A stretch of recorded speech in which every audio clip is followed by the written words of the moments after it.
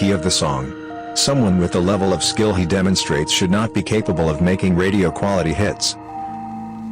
Disney released Frozen, so that it would be the top result when searching Disney Frozen, and not anything about Walt Disney's head being cryogenically frozen. Likely that is, on either count actually. Area 51 is just a front that was allowed to become popular in the public eye, but actually has nothing of value. Not saying aliens in bases exist, just saying Area 51 is allowed to be the popular secret base thing to cover up actual secrets. I am not downplaying what the airmen at 51 do, just saying that what they do now is not likely as top secret as people are led to believe. That our phones are always recording, at least audio, to target advertising of course, but more secret agent things as well. My mother-in-law talking at dinner about how hard it is to train for a marathon now that she is over the age of 55. I get ads all over Reddit and Google that read, "Over 50 and a runner? Check out this random product." Within 4 hours of the conversation. I know there was a bunch of stuff about this, but I think every company denied it. Could be wrong though. Marijuana legalization is being pushed by Big Pharma. Once it's legalized, they will then push for restrictive regulations in the interest of public safety that will force shutdowns of consumer or small grow operations. Those are only allowed now to foster positive sentiment towards legalization. So then it's legal and they have a monopoly. Planned obsolescence, if it's still a conspiracy theory. Why does my phone suddenly develop unseen issues when the new one is released? It's not a coincidence. And who even asked for these tech companies to release a new phone every year? We live in a time where technology is now growing at a rather slower pace compared to the 2000s when there was rapid innovation. It's not like my current phone is getting crappier in 1 year, but wait, it is. Applies to phones, tablets, smartwatches, basically most, rather expensive, internet-connected devices receiving updates. There's a recent increase in realistic space colonization movies to garner interest in space exploration. Because some people at the top know it's needed. It's actually probably so very wealthy people can get funding and support from us average losers so they can abandon the planet as soon as possible, while we suffer all the crap that was most likely caused by them. People at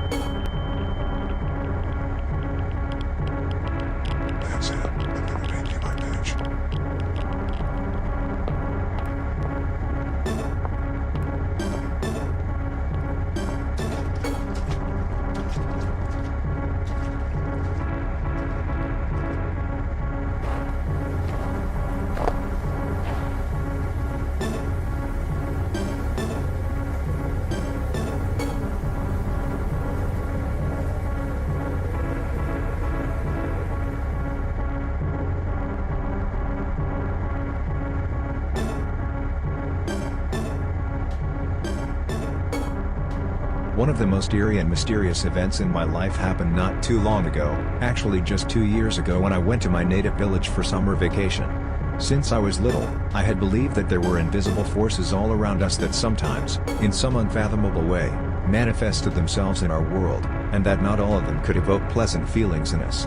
What I saw one summer evening on a deserted road near the village gave me the right to replace the word, I believe, with the more emphatic, I know. Needless to say, it gave me several sleepless nights and a panic-stricken, irrevocable fear of the native forests. Summer in Yakut village is a special time. While in the city summer is considered a time of rest and fun, in the village's work is in full swing.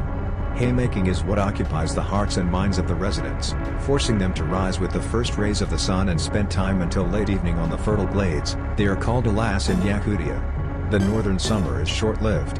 One must have time to cut enough hay for the cattle, to make haystacks and bring it to the farmstead.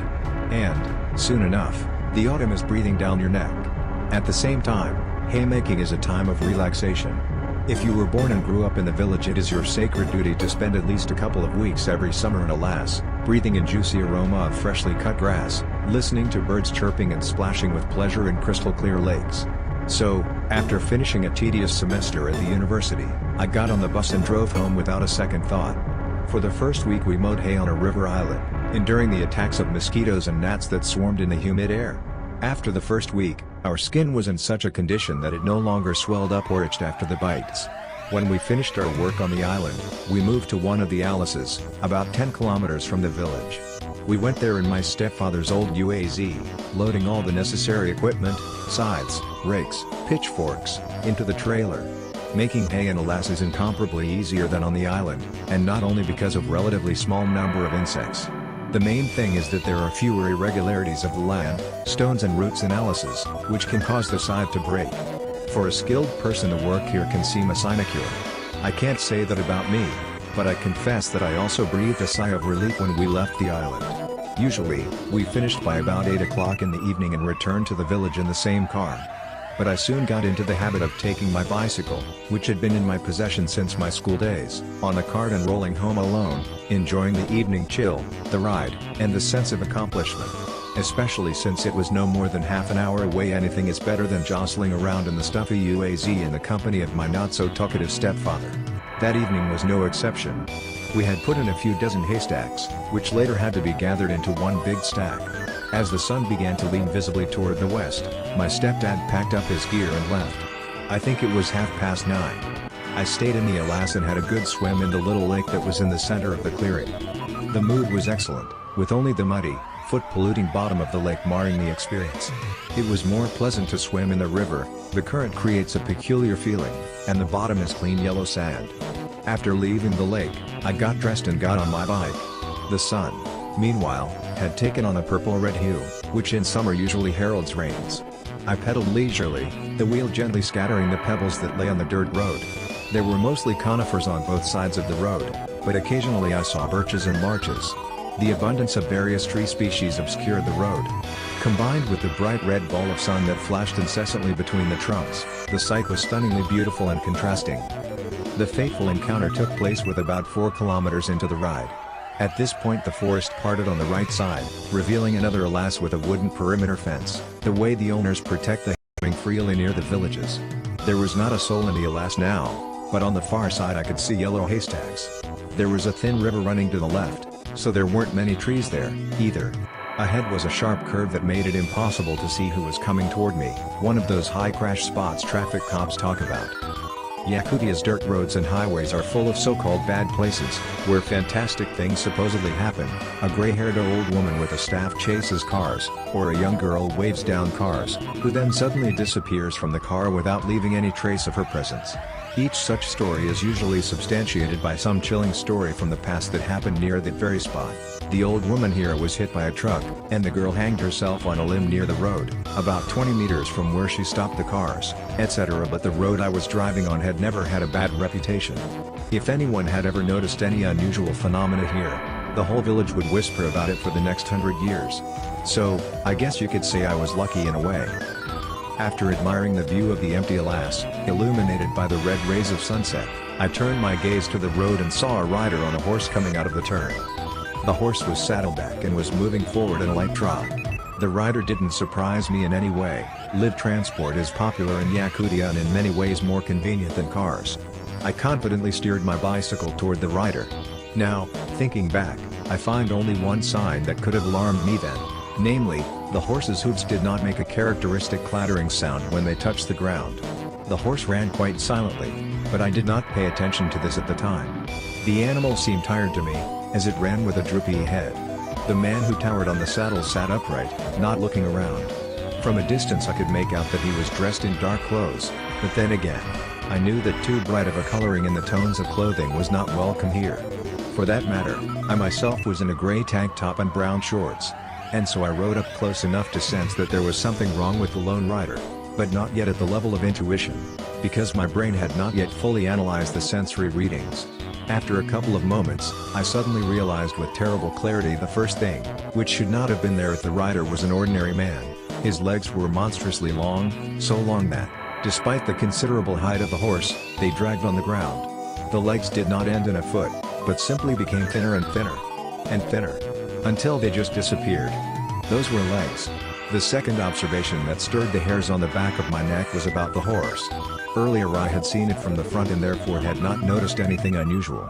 As I rode closer, I could see the animal from the side, and another disgusting disproportionality came to my attention. The horse was long. as long as its owner's legs.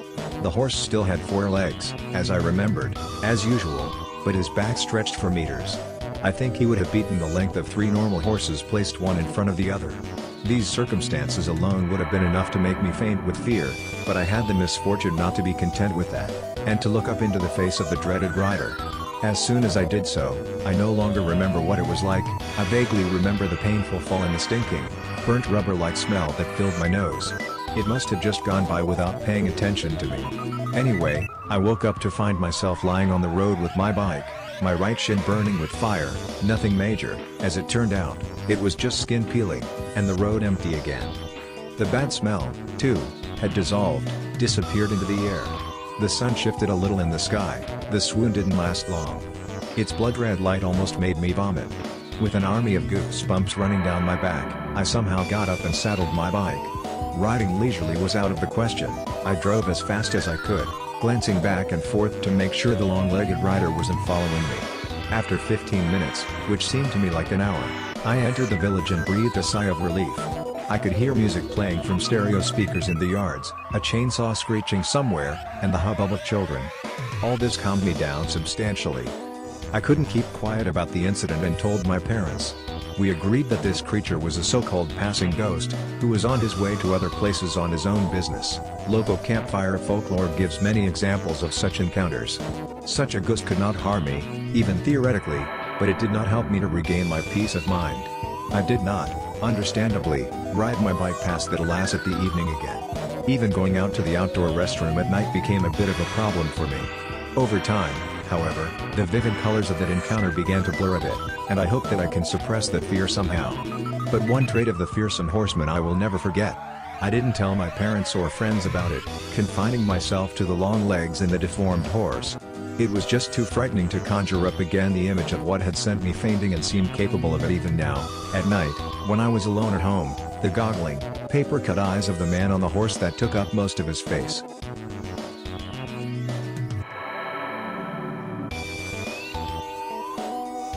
Yakuts are afraid of dead people. Well, everyone is afraid of them. But according to Yakut beliefs, if a dead person in any form, in a dream or in an encounter, appears to living people, especially relatives, then you can be sure that his spirit pulls the soul of a living person to the other world. There are exceptions, of course. For example, if in a dream the recently deceased relative passes on some request like, "Tell my daughter that 9,000 rubles are hidden under her pillow." But usually seeing the dead is not good. This story has something to do with that. There lived in a village an old retired man. His house was big and he had no one, so he decided to rent a room to a trainee who was interning at the local hospital. The relationship between the landlord and the girl was smooth. Nobody interfered with anyone. Sometimes in the evenings they chatted about this and that. One winter evening, Tanya was returning from the hospital. As she entered the yard, she heard the crunch of snow somewhere on the opposite side of the yard. The darkness made it impossible to see who it was, but she thought it was the old man doing some business. But what surprised her was that the man was panting and moaning very hard, as if suffocating. The girl asked loudly, "Who is that?" And immediately the footsteps and strange breathing subsided. After standing for a while, the girl felt uncomfortable and went into the house. The old man was sitting by the stove, and she realized that there was no way it could have been him. As she quietly stirred, she decided not to say anything, so as not to frighten the old man. They sat down to dinner, and she noticed that the old man looked kind of sad. When she asked him, he said, "I went to take a nap after dinner and dreamt about my younger brother, who had been dead for 20 years. He kept calling me to go with him, but I refused. It's bad luck." The girl felt even more spooked, but she kept silent. Night